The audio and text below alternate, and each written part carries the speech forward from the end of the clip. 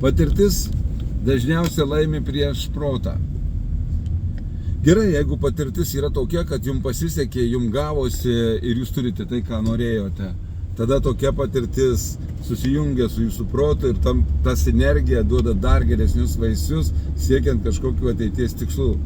Bet jeigu ta patirtis yra bloga ir jums nepasisekė, jūs pralaimėjot, jūs nudegėt, tai tokia patirtis, siekiant kažkokių naujų tikslų, kurs jums baimę, nepasitikėjimą, nerimą, abejonės, netikrumo jausmą ir jūs kartais mažiau turėsite energijos tam, kad išpildyti savo norą, įgyvendyti tai, ką svajojate. Žmogus pagyvenęs, sako, 10 kartų pjauna, 10 kartų matuoja ir 1 kartą pjauna. Jaunas žmogus daro viską iš emocijos, su entuziazmu, todėl kad pas jį nėra tos neigiamos patirties. O ką daryti, kad patirtis netrukdytų?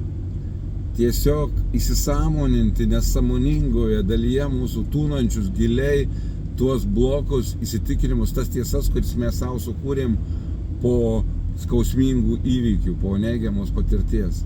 Ir kai tik tai mes įsisąmoninsim tuos nesąmoningus savo blokus, mus jie nustos valdyti.